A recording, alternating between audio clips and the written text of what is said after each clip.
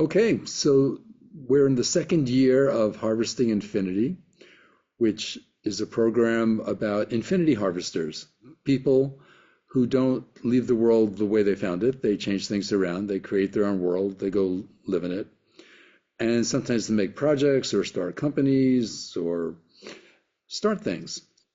This program is a slightly different one because it's at a meta level, in that not only are all four people on the screen infinity harvesters, one guy who's older than the three of us, he actually is in the business of creating infinity harvesters. He actually operates at the meta level and mentors other people to learn how to harvest infinity. So I think you're the first meta level harvester that we've had here. And he's been actually telling the world for a pretty long time that things were not going the way that they could be. And turns out he's right, because they're not going the way that they could be. And a lot of principles have shown up over these decades that we know each other. Dan knows Bill, who's our official first social architect, and we are social architects in training, I think. Dan, you know him the longest. You met Bill, I think, in the late 80s. I met him in the mid 90s. Jitendra, you probably in the mid 2000s. So this is a pretty long time. This is a lot of man years of overlap here. And so I'm not even going to attempt to sort of describe all the things that Bill talks about, but I will drop a few phrases in, which you guys will then wrangle with and blow by and do other things. In short, Bill is pointing out that there's a problem in the world. We have a lot of institutions, including governments and businesses, that are doing exactly what they were designed to do. Unfortunately, the world has changed, and what they were designed to do is no longer possible. So we're in a pretty suboptimal circumstance where many of our institutions and decision makers are not necessarily making the right decisions and guiding us forward in the best way that would be possible. So I'll throw out three phrases and then I'm going to let you guys wrangle with them. One of these principles that Bill seems to show up all about is adaptability and flexibility. He doesn't really think things should be sort of just the way they are. You do have to adapt, you do have to change, you do have to be flexible. And after all, as humans, somebody needs to mute somewhere, but it's not at my end. Background noise. I think it might be you, but so, okay, adaptability and flexibility, a big theme. If humans do have a superpower, we are really good at adapting. They call that evolution. We do adapt, we do change, but sometimes we create institutions that don't want to. Next thing that is a result of this lack of adapting and flexibility is distributed decision making.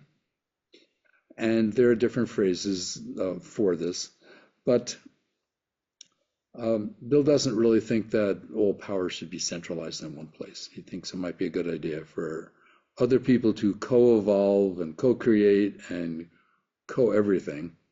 And not only co with each other, but co with technology and with nature and the planet.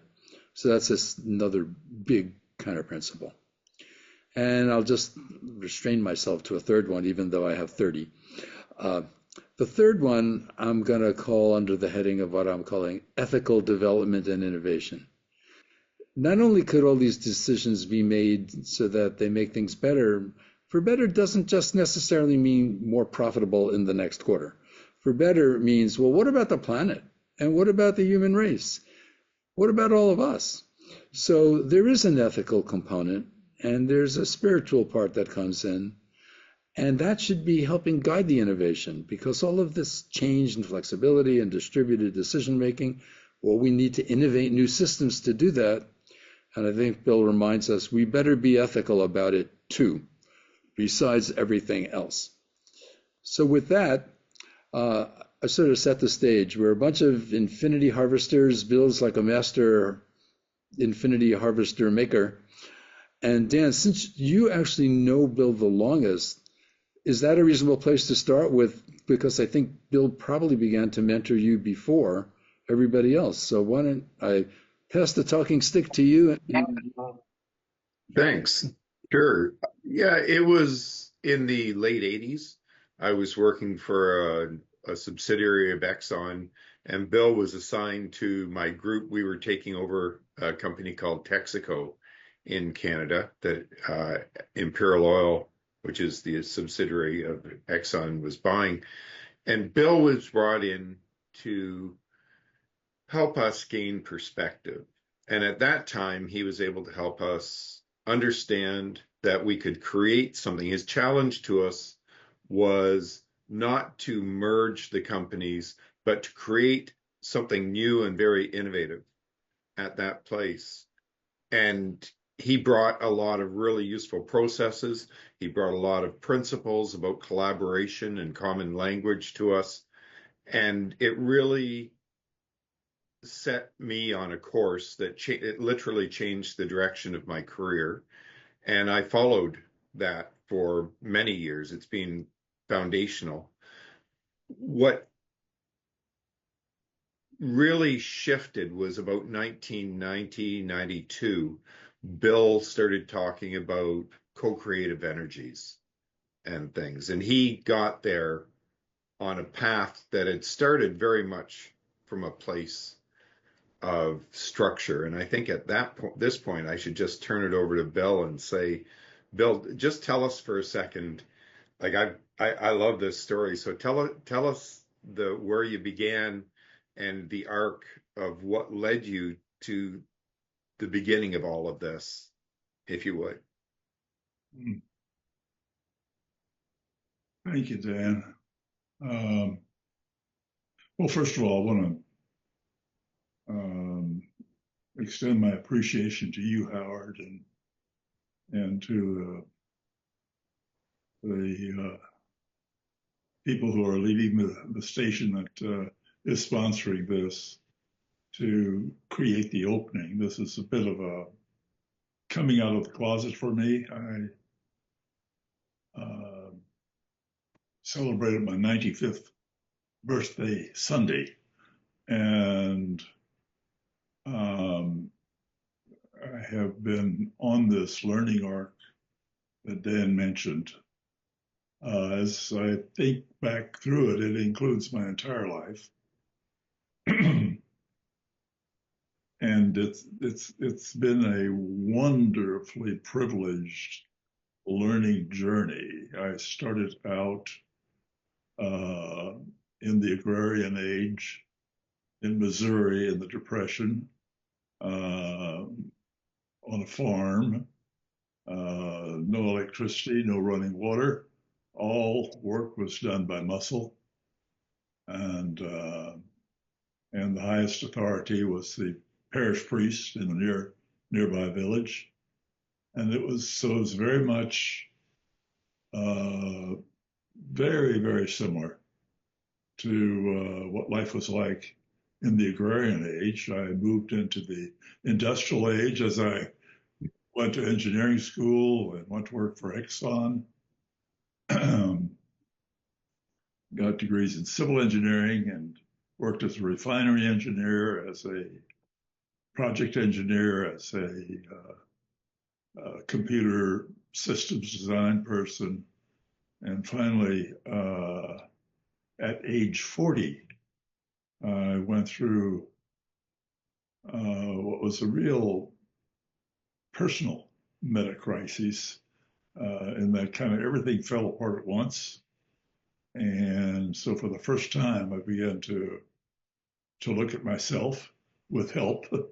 So I dove deeply into the human potential movement and came out of that feeling very, very excited about, oh, this is what it's like to be alive.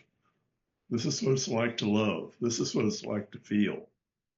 And found that enormously empowering, and made a commitment to get into a field that had just beginning at that time called organization development. And so I set out and made that my commitment. It took 3 years, but I finally got an opportunity to, because a friend of mine who became a refinery manager decided he would give me the opportunity to kind of function as a free range consultant in his 2,000 person Baytown, Texas oil refinery. And he said, you can come here for 3 months. And if my 18 department heads decide that they want you to stay, you can stay. So I did, they did. And that was the beginning of a career. And I ended up very quickly in that journey. One of the things I had as a free range consultant is I had access to everybody in the refinery.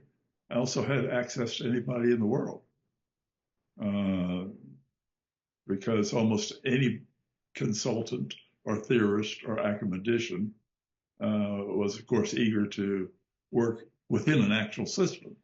And so I attended a lot of workshops. And at one of the first workshops I attended, I met a fellow named Herb Stokes. And he is a white-haired gentleman. He's one of a group of us sitting around in a circle on our metal chairs. And when he introduced himself, he described the work that he was doing. He was a chemical engineer from Procter & Gamble, and he had been given the option of being a free-range consultant, and he dove deeply into living systems design. And that was not done commercially. It was just academia at that time, but he had absorbed that and had convinced the hierarchy in Procter & Gamble to experiment. And so he served as the social architect over a period of quite a number of months, coming up with a living systems design for this paper-making plant in Albany, Georgia. And this was in 1973 that they started. So it was in the height of the racial issues in the South. It was also at the beginning of the feminist movement. So there was no prior example that I know of an organization that would employ African Americans or women in high skilled work in a major organization. They decided to start up the plant with 40% African Americans and 20% women. Neither had ever been done in the Deep South before. And so this was very, very frightening to almost everybody. But they, using a living systems approach, really focused on development. And they came up with an organization based upon semi-autonomous teams. They decided the purpose of management. There's only going to be two levels, management and technicians. And the purpose of management is to support the development of the technician teams in being able to autonomously basically do everything. They manage the mechanical operations, the process operations, the technical issues, self-development, boundary management, all of that. They, in contrast to what has recently become common practice of demonstrating transformation by axe surgery, they actually invested in an extra shift. Normally you have about 6 shifts, I think, to cover 24/7. they had 7. And the extra shift was always focused in some way or another on individual or organization development. So they're very, very heavily invested in bringing people on board in a way that they learned how to deal with differences in a way that were synergistic. And that plant started up 30% more effective in terms of all business indicators than the best of competition. And they're still in existence today. They have created more women and African American executives than any other plant in Procter & Gamble. Anyway, that landed with me in a very powerful way. I visited them, studied them, etc. And I came to see that most of what they called organization development was more technique oriented, focused on how do you oil the existing mechanistic model of organization? How do you efficiently replace parts, that kind of thing? This had to do with growing and continually co-evolving the effectiveness of the organization to serve life. So that was probably the biggest single turning point in terms of setting my trajectory. And I met Herb in 79, and ever since then, I've been looking for ways to help shift our systems from the dominant mechanistic paradigm to one that is consciously co-evolving in ways that contribute to the well-being of life. So let me just pause at this point and see what's coming up for you guys. That's great. So you've really gone from agrarian to Silicon Valley super duper tech. That's a big distance. And I see the super duper tech as mostly still existing with the mechanistic within the mechanistic paradigm. So basically, as I see it, Howard,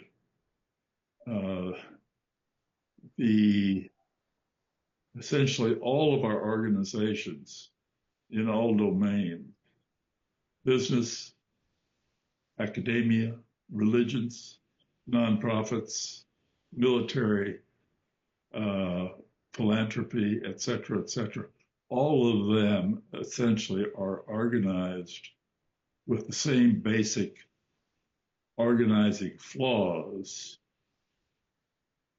and that these flaws are what is, in terms of organizing philosophy, which is pervasive and has been the case for thousands of years.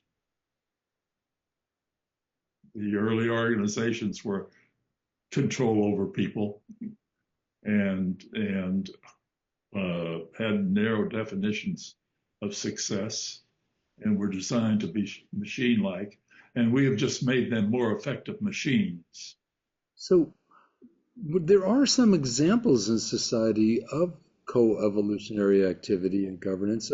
I mean, the way we're dealing with self-driving cars, for example, we're coming together about that. The EU is developing legislation about artificial intelligence, how to manage that. And it does seem like as AI gets involved, perhaps in a governmental process, there's even more opportunity for some coevolution. Would you say that those are examples of coevolutionary, or they're not? Are they still stuck in the old way of doing things? So, no, I think all evolution is coevolution. what I'm interested in is how do you move to where what we create, whether it's a technology or a social form, how do we do that so that it consciously contributes to the well-being of life that that decision-making impacts? So would you like to sort of increase life's resilience and reduce hoarding and inequity? Life is inherently resilient. It's inherently co-evolving. It's present in all of us. What I want to do is to help free us from the man-made organizing forms that limit who we can be as humans, as stewards of life. So, I haven't heard Could you, Bill, could you tell us why this is important?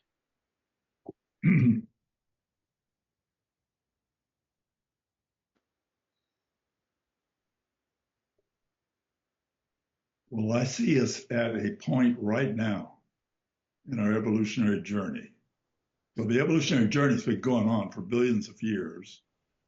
But in the last few years, we have escalated the impact of humans on the rest of life and on life itself. So species are going extinct at a more rapid rate than we've seen for 60 million years since the dinosaurs were wiped out. Mm-hmm. So this is a direct consequence of flawed social design. Mm. Man-made. And the gender emphasis is, pretty much appropriate.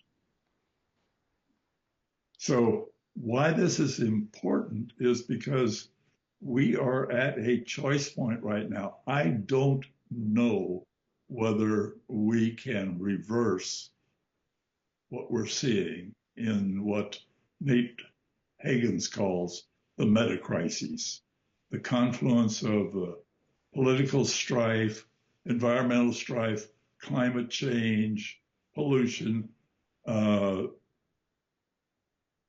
AI going wild.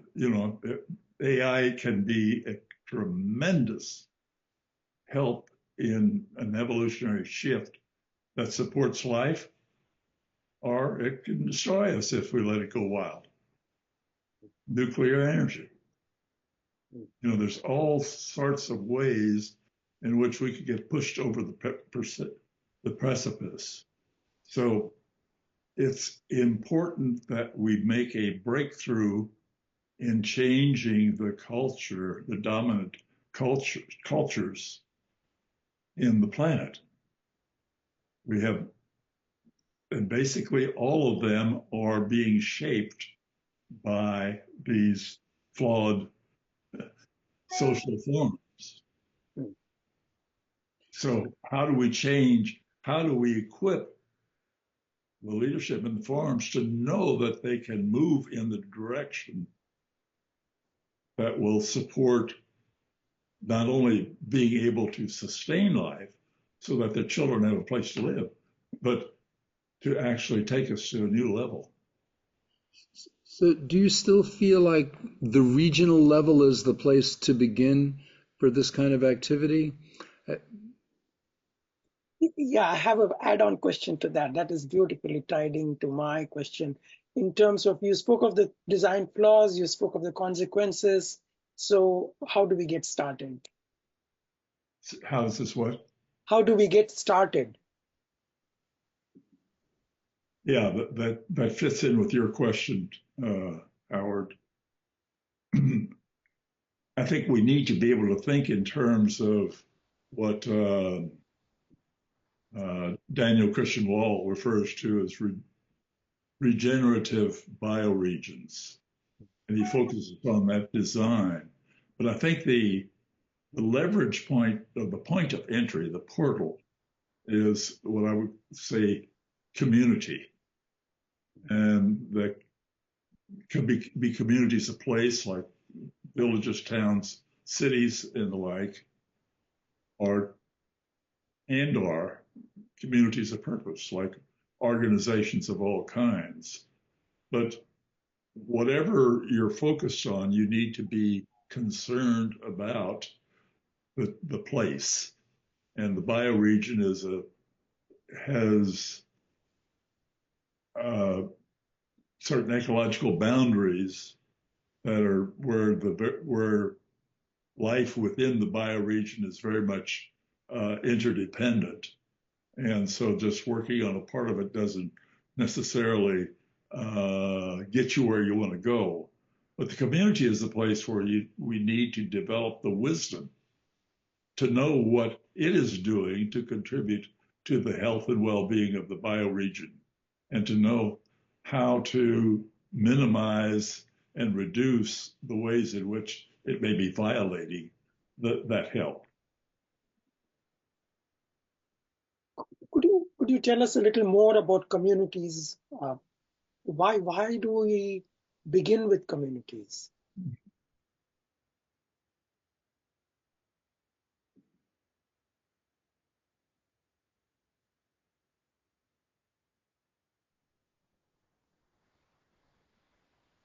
My deep dive into communities was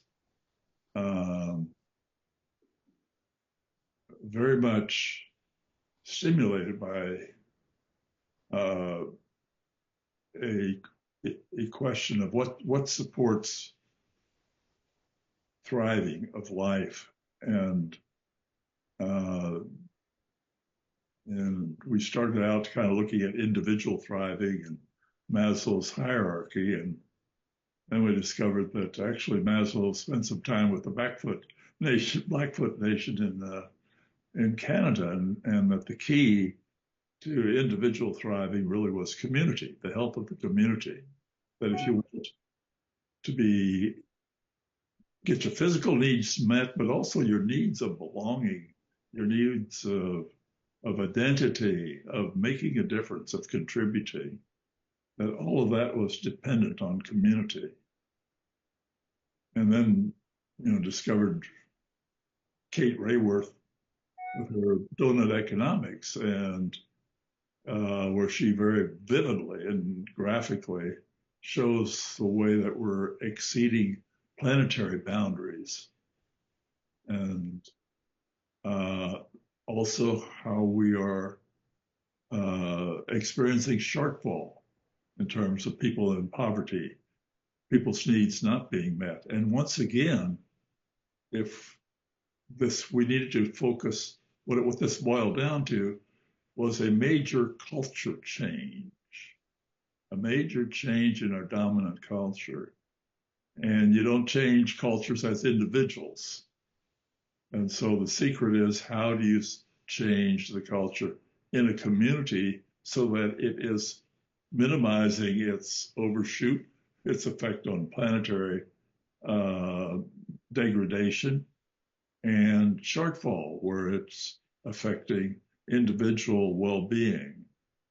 And so the community is a place where you're sharing, the community of place is a place where you're sharing the environment, you're sharing the air, you're sharing the water, you're feeling safe or not feeling safe on the streets. So there's a common need to break through our ability to collaborate with each other and find ways to support each other. So that's a level of system that needs to come into the foreground of our thinking. And we need to think of our communities as living systems that can become conscious, that can become wise. Could you share some examples of communities? Say what? Share some examples of communities.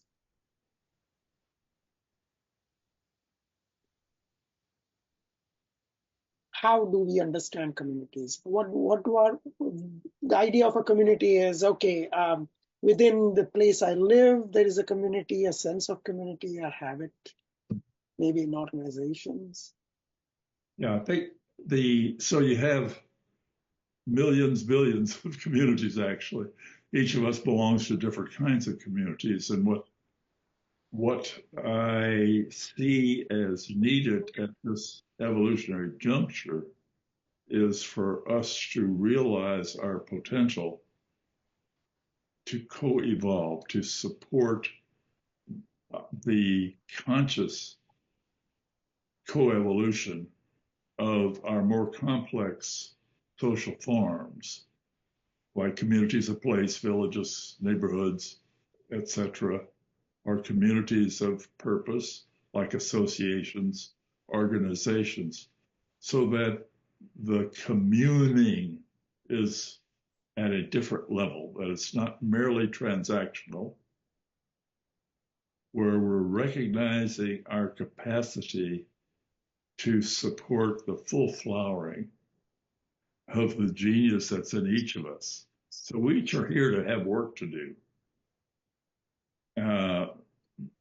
Our educational system, though, tends to prepare people to fit in the machinery of what Nate Higgins calls the superorganism. And it doesn't really develop people to learn how to learn from each other, to learn how to understand each other, to learn how to appreciate and to challenge and to support each other in a way that actually grows a developmental ecosystem that's very conscious of life and ways that it can contribute to life. Bill, you have a lot of experience helping different sorts of organizations. I've watched you attempt to mentor one of the oldest banks in the world, educational institutions, corporations, individual regions. Where do you feel like you have with all this experience, where do you get the most traction? Who is able to receive these messages? Because you've really presented them to everywhere. Yeah, thank you. That's a that's a really insightful question.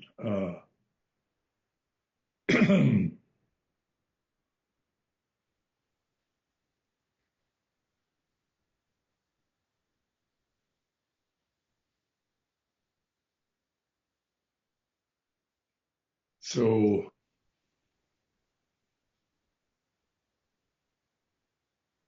as I as I see it, Howard, um,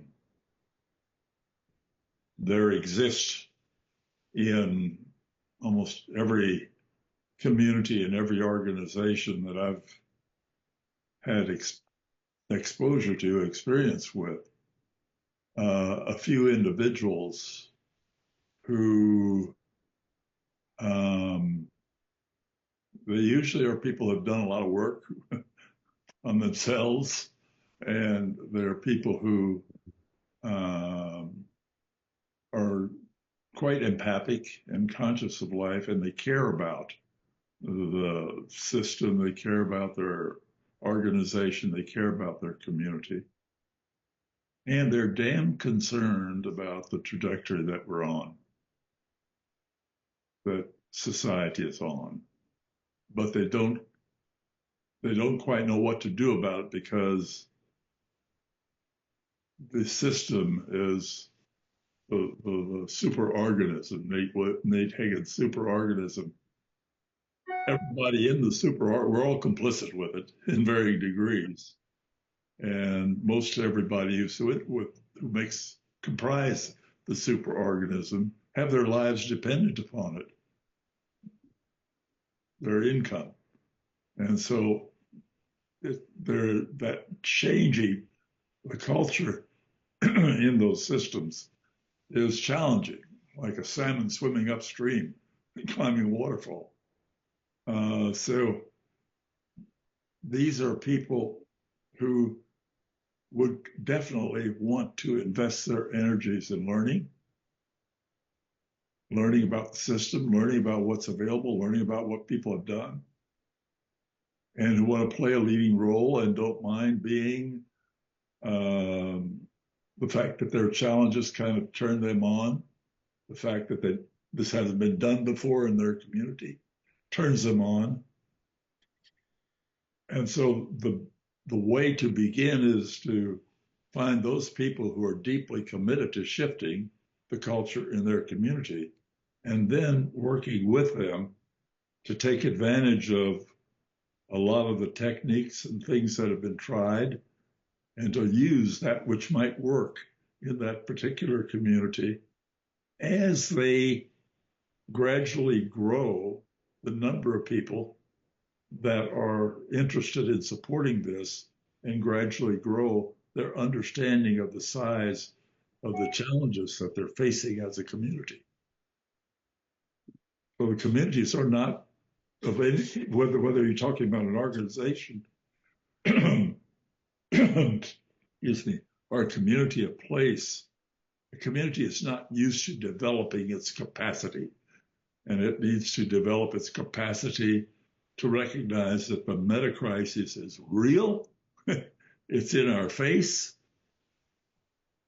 We're seeing it in different parts of the world in very vivid ways. It comes as surprises. How do you grow the capacity? How do you prepare yourself? How do you prepare your structures in the communities and the people in the community to be able to be adaptive and resilient? How do you prepare them? How do you help them actually embrace the reality of the meta crisis? So I have a question for the three of you then. There's a meta crisis that seems to imply it might need a meta response. Is this a place where the three of you think it's worth talking about this A, B, C levels of work, or is that not part of this answer? It's for the three of you. This is a great place to start talking about ABC work. And it was one of the things that Bill was speaking about back in the 80s and 90s to us. And it was about most of us in organizations, and specifically me at the time, I was focused on doing what I was doing better, becoming better as a technician. And Bill then said, well, step back and how do you improve the process? So there's the getting better at doing the work, and then there's the redesign. And that was organizational development at the time, was locked into redesign, and it still goes on. The names change frequently with what the current gurus are saying, but really what needs to happen is you need to step out to the next level and to be working at looking at the systems and outside the systems. And so if you think of yourself as having a reality, your reality can be seen as a box. And when you step out of that box, you realize there's another box. And when you get into that one, you look around and you realize there's another box. And so you can choose to work at being better at what you're doing. You can choose to change how you are doing things, or you can choose to work at a systems level. And it requires a shift. And I think Bill's probably best to address the beliefs and values that you have to have as your awareness changes. And Bill, why don't you talk a little bit about the beliefs and the context that you have to let go of and embrace as you go through the three levels, the multiple levels? Let me put some words around the three levels. The A work is all the work that is recurring. So whether it's strategic planning or sweeping the floors or manufacturing widgets, everything that's recurring is your A work. And organizations are designed to do A work.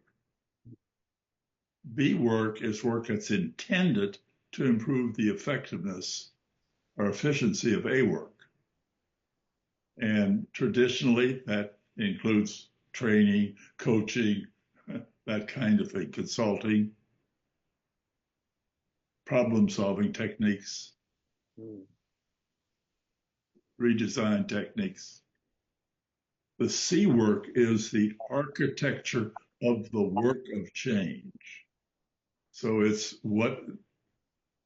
how do you create the context that supports the work of improving being ongoing and a part of that organization. So when we looked at the merger between Imperial Oil and Texaco Canada, we created some infrastructure where we drew people from both organizations and supported their getting experience in developmental work. And so they were people who knew the existing systems, and we challenged them in teams, various teams, to find ways to find the synergy between the two organizations. So basically, that decision to create that infrastructure and then provide the development of that infrastructure, of its expertise, etc., that would be an example of C work. And basically, today's organizations are moving more in the direction of getting more and more machine-like with AI, with robotics and the like, and people working from home and people working longer hours, etc. And they're not investing in the making B and C work a part of the normal work, if you will. They don't design for it. You described one company acquiring another, and I would imagine there's plenty of opportunity for a culture clash. When there's a culture clash, is this an opportunity to re-examine the appropriate level of work? There's background noise. I didn't hear you.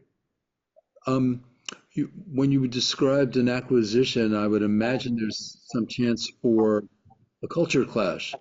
And when there are two different sets of values, is that a good time to revisit when you could be doing the work about the work at the meta level?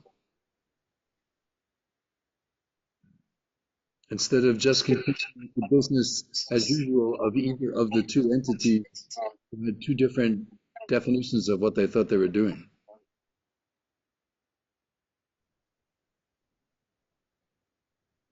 I'm a little bit distracted by the background. Could you all mute yourselves if you aren't on?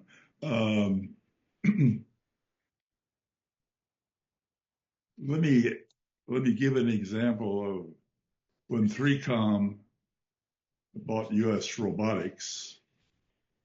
I was involved with them at that time, and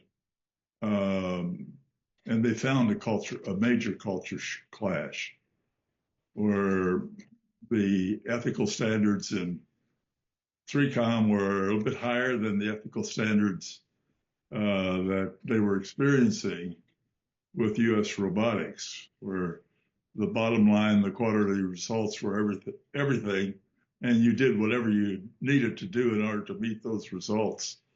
And so there was a culture clash, and I was given the opportunity to create a 1 week experience where we brought together people from both organizations in a series of 1 week learning expeditions, and basically we created a context for them to begin to understand the nature of the box that they were in, and to begin to give them a language and some ways of looking and some context to work with so that they could begin to hear each other. But we challenged them to go for a 10x improvement in the effectiveness of their work together. And so we challenged them as a part of that workshop, be working in trios where they were really supporting each other in their personal 10x commitments for both personal interrelational change, but also systemic change. And so we gave them a common goal, a real challenge, some language to work with, and basically a 1 week long chrysalis for them to begin to experience each other as people. So I don't know that that answers your question exactly, but it's a clear example of what's needed. We need to be able to design the capacity for chrysalis work, for taking the time to interact with each other, interact some more around the common goal of taking our particular system to a new level of contribution to life. So I think it does answer the question, but I can see by your face that he has things to say about this. Don't you? Your voice is coming in and out, so we can't quite make out what you're saying sometimes. Oh, unfortunately, the signals are beyond my Better. control as I am in a studio. So I was watching Jitendra your face when Bill was talking, and although I believe he has answered the question, I got the sense you had some things to say about this topic too. Thank you. Thank you, Howard. You're spot on with regard to when Bill said about designing the context. That resonated deeply with me. I met Bill in 2007, and when he described his work as doing that of social architecture, I did not understand that. But when I reconnected with him recently, it just landed for me because in my journey as an engineer and entrepreneur, none of the things seemed to work as they were originally intended, maybe. But what resonated for me was when Bill spoke about designing the context, when he spoke about ABC work, it started to land slowly, and it has been quite a journey. Bill, I'm intrigued about how you described about communities and capacities, and then now about designing the context. I'm attempting to put them together. Could you help a little bit on that? Okay. Say a little bit more about what you like. So in case of the merger of those two companies, you were able to go in and create a context in which there was a sense, a playground, if you will, for the companies to come together and then take the opportunity to create something that was new. In case of communities, I'm still beginning to wonder, how do we look at, you spoke about capacities, you spoke about creating the context. So I'm attempting to put them together. Okay. Okay, great. Thank you.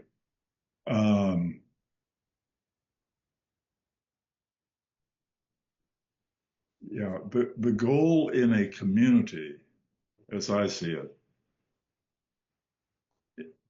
in order to prepare to deal with the meta crisis, which is going to get increasingly challenging, I promise. And in any community, you have various agencies and organizations and governments, etc., but they're mostly all fragmented, and many of them are bureaucratic. So they're really not used to dealing with something that's a surprise by definition. And so the community needs to understand, needs as a community to begin to get an understanding of what's coming and what are the capacities we need to develop. So the key here is to find a core group of players who, in essence, are the embryo for growing a developmental ecosystem in the community that ultimately includes everybody in the community. Because basically, we need for our communities to be functioning with some of the same magic that our bodies function. So there's millions of decisions that are going on in our body all the time to be able to do what we're doing and move and heal and consume and digest and et cetera, et cetera. So we can move in that direction as we lift ourselves from a mechanistic transactional way of relating. So the key is starting with a group that dive deeply enough in terms of understanding themselves, understanding relationships with each other, as we've been doing in our pathfinding circle. And then as their task is to learn what it is the community needs to learn, and then to learn what capacities are needed, and then to figure out for their community what is the best path forward. And it's going to be different for every community.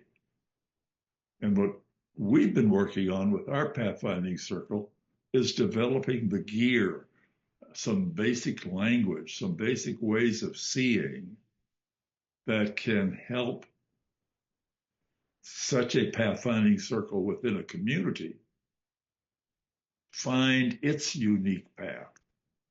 And what I'm visualizing is that that work of finding that path needs a common language, just like the internet needed a common language to come into existence. So you want for the different pioneering groups in these pioneering communities to be able to learn from each other. And I see to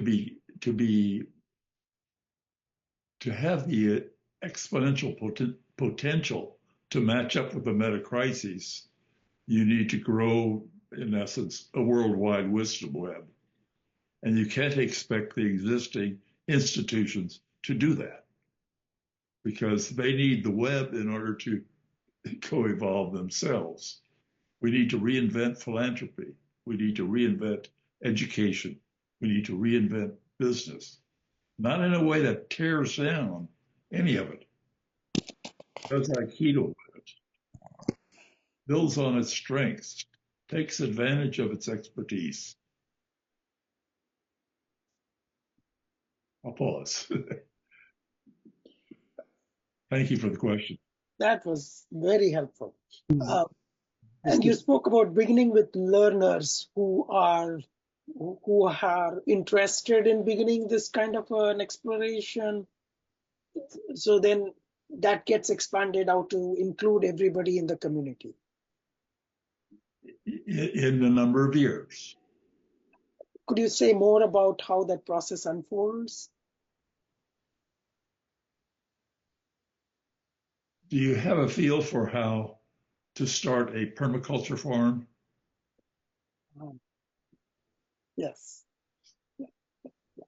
So you start with understanding the topography, understanding the soil, understanding that particular place. You look at what will flourish there. You find out which things support each other. You connect them. So it's a gradual process. It's not, you can't start a permaculture with just farm with just one species. And how they come together is going to be unique to that particular place. So it's a very much of a heuristic process where you are moving in the direction of finding a way to create a place where everyone and all of life have the opportunity to thrive. And that is not a goal of any institution that I know of. That needs to be the goal of every institution, every place, every community. That is a super ardent goal. And having that as a goal will tend to attract and engage the people who want to achieve that goal and will improve the effectiveness of that community in supporting its basic needs by definition. So it's going to take time. It has a long tail. It has taken, I called for a band of angels 2.5 years ago, and Dan sent me an email. I didn't know who Dan Dyble was. And we hadn't connected for 30 years. But he came within a week after I put out a call at a summer solstice gathering for a band of angels to come after me. And then Jitendra followed shortly thereafter in a similar magic way. And Dan brought in his buddy Rahul. And all of this came out of a conversation between Joe Rufato and myself, where we were just looking at the question of how do you support everyone having the opportunity to thrive. So that was 5 years ago. So that's the kind of tale that can be accelerated when you are focused on a community and you have people that start out saying, we want to be a community where everyone has the opportunity to thrive, where all of life has the opportunity to thrive. Let's learn how. And in the midst of that, Chuck Peters showed up and introduced us to Nate Higgins and the others in that space. So, yeah. So are all of the people you're describing grips? What's a grip, Howard? Game ready infinite player. Yeah, that's a label that we use. They clearly are, as you are, and that's what I love about the title for this particular program, Harvesting Infinity. I see unlimited potential in who we can be together, but I see that getting more and more obscured by the weight of the meta crisis and people feeling hopeless. And so the connecting together of grips around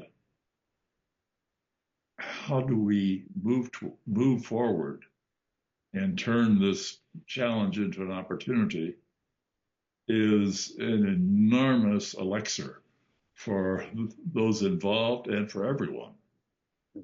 So I go back to what Jitendra was asking about beginning. What I'd like to see come out of this particular broadcast here, this particular video, is to see 1 or 2 or 3 or 7 potential grips who want to inquire into this. These would be people who are associated with a community or an organization, and they want to shift the culture. They want to move in a direction that's more hopeful, and they want to explore to see if that's possible. And it's in that interaction that then you see, well, maybe we could grow a pathfinding circle within your particular organization, and we can help you do that. If someone shows up, can one of the 3 of you mention how they can reach you? Should they send an email somewhere or a call? Or how do they reach you?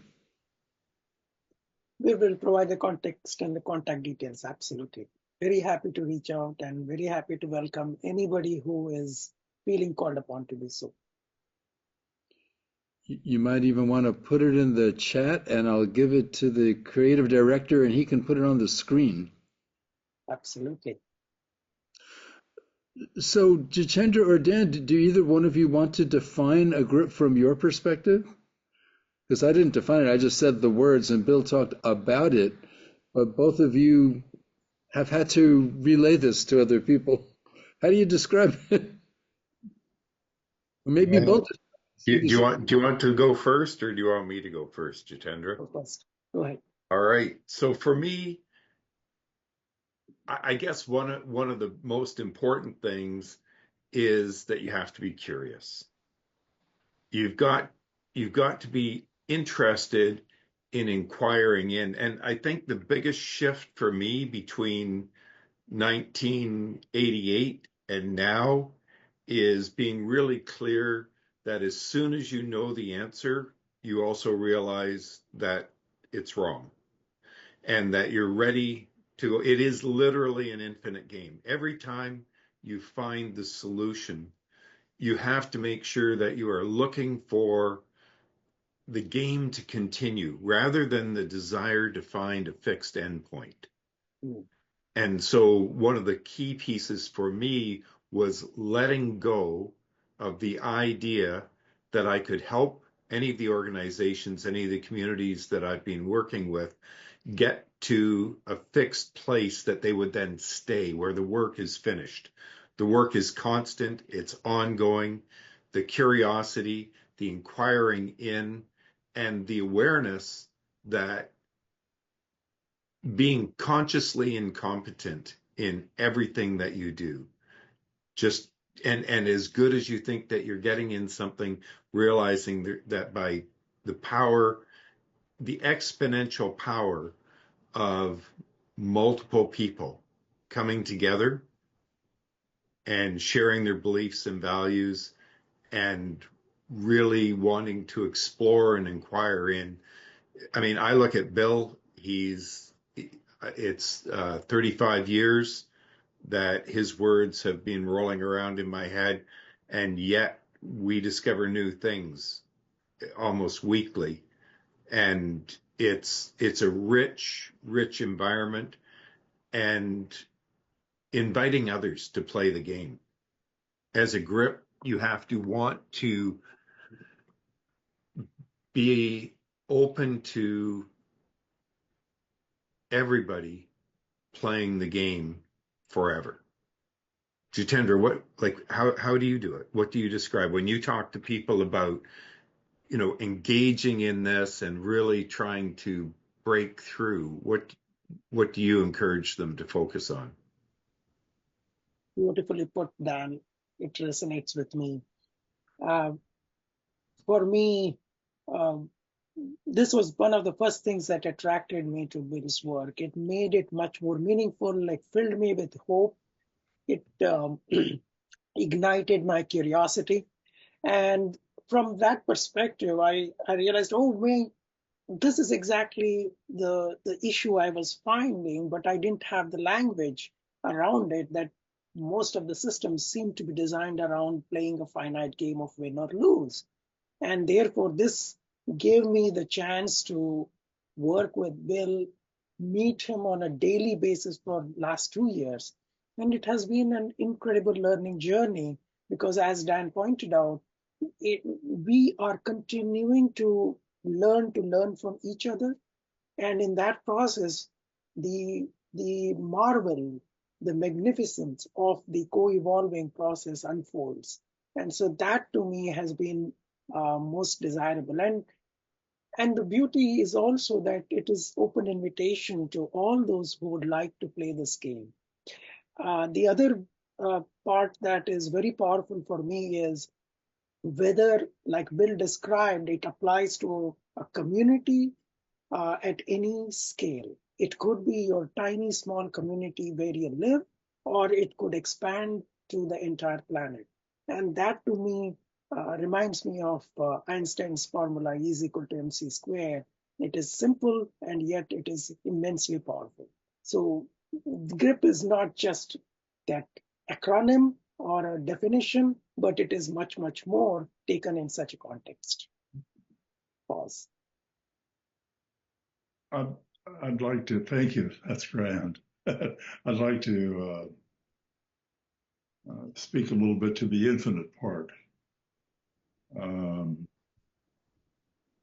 because I very, very much see us at a evolutionary instant, at a turning point, um, and so a grip is somebody who's willing to pioneer, to take initiatives within their system, to be challenging the system in ways that can evoke movement, stepping forward in ways that attract the people who really want change, and for those who don't, you'll find out what you're missing. You get feedback, but basically to have courage, but also have confidence that we are a part of what I call source energy. All of us are here. Everything exists through what I call source energy, and that's very present today. It's brought us 13 some billion years of incredibly magnificent evolution, and it's still alive, and we are stewards of that. So it is incumbent on us to step into our role and to show leadership in getting outside of the particular patterns in ways that contribute to life. Somebody's got to do it, and the systems aren't designed to do it. But individuals can step in that direction within their systems and begin to attract others who are willing to explore with them and begin the journey of discovery. I want to throw in a couple of mathematical comments because you both brought them up. This business of 10x, 100x, 1000x, this because you're talking about this infinite potential and the growth. So there's a power law in exponents, and it's very different than a linear way of thinking. And when you want to do meta things, a power law would be handy. And I want to throw one other thing in. When you spend a lot of time hanging out with tech nerds, there's a phrase of affection that they use to describe each other. When a new person enters a group, sometimes what is said about this person, he or she has a deep stack and integrates over a long time constant. And what they're referring to, the ability to hold on to a lot of pieces of information and zoom out and look at a really big picture, not just what's right in front of you. So these are terms of endearment among tech nerds. Deep stack integrates over a long time constant, which relates to this power law and exponential thinking. Just wanted to throw some nerd speak in there. We also have similar terms like the power of recursive abstraction, being able to integrate over a much longer horizon. So, very nice. I think one of the things that people can do if they're interested in this is begin engaging with others to talk about unknown and unknowable events and having a belief that it's possible to find a way. One of the things that I find really helps me is knowing that there's a solution out there. And that gives me hope. I have faith. I have a belief that we have the ability to restructure, to find a way forward, and to collaborate in doing that. And it's going in, the joy of going into unknown territory, like Christopher Robin and his crew heading off somewhere and just believing and knowing that we are enough, and that by listening to each other, by collaborating, and by looking for the unexpected and being open to wisdom that we can't explain the origin of, that we'll be able to achieve great things. You look like you wanted to say something, Bill. Otherwise, I'm ready to continue what Dan said with some wrapping up stuff. Okay, well, I think the other thing I would add about the grips is we're trained to be problem solvers, and almost all of the communication and business and the like or in organizations tends to be either or, of an either or nature. And a characteristic of a grip is to have as your default a both and, allowing both what you know and what you don't know to be present, or what you believe in to what turns you off to be present, and to be with that and to let that marinate is a key characteristic of a grip. So I want to illustrate what Bill just said and tie it to what Dan just said about being hopeful. Bill's the only guy I know who has a giant whiteboard in his living room. And I've spent many days there coming up with things. And one of the things, Bill, to remind you, this is probably 20 years ago, I came up with on your whiteboard the phrase an actionable vantage point, an AVP. And the actionable vantage point, which I drew for Bill on his whiteboard, was this notion that you really were not stoppable. If you could zoom out and see where you are and see where you wanted to be, and then start to zoom in closer to see some of the pathways by which you might get there. There's always an actionable vantage point. You are never stoppable, and that's the good news. And this relates to the power law, the exponential growth, the grip. We really are not stoppable, and I'm still carrying around this concept that I discovered trying to explain to you what I was thinking in your living room on your whiteboard of the actionable vantage point. It's actually even a chapter in a book I wrote recently, because the unstoppability is key to being a grip. If you're going to play an infinite game and be an infinite player, you better not be stoppable. And that's why this program is called Harvesting Infinity. It's all about infinity. And one of the reasons why Silicon Valley has outperformed the whole rest of the world is because instead of a scarcity mental model, they have an abundance mental model. Silicon Valley thinks that they could just invent stuff and create tomorrow, and they do. And this is, many other regions have tried to duplicate this and failed. But one of the reasons that Jitendra convinced me that the Silicon Valley Innovation Institute needed another eye to be international is because you can't really, Silicon Valley is a state of mind. It doesn't matter where you live.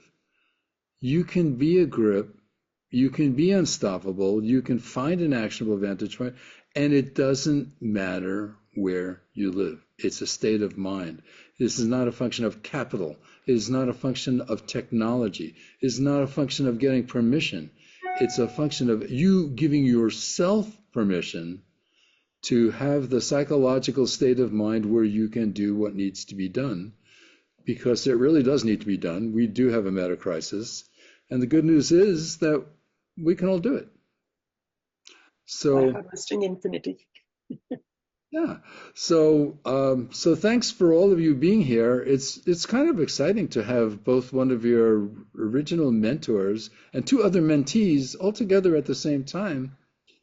So this is kind of cool. I never had on Harvesting Infinity this like family tree thing. We're all going out and mentoring people now too. So I want to drop one last nonlinear unknown thing on you before we leave. So we've got this Innovation Institute, and we've got this world of open source software, which has resulted in AI being an awfully powerful co-evolutionary, co-collaborative thing. And I have to wonder, so what would an institute that was open source look like anyway? And is that a place where you could try to do this kind of work? I don't know, but you guys are the right ones to throw it out on the table to, and I don't need an answer now. Could be to be continued, but I look forward for the four of us trying to figure out, okay, so we've got this institute. Could we make it open source? What on earth does that even mean? But there's nobody who can stop us. We don't need permission. We just have It's always fun to be your own guinea pig. Yeah. Yeah. Take something, move forward. Yeah. I love that you have created this context, Howard. So let's harvest infinity. Yeah. Thank you again for the opening, my friend. Thanks to all of you, and I guess we've got a wrap. We've got a critical mass of stuff to talk about and think about and act upon. Lovely. Thank you.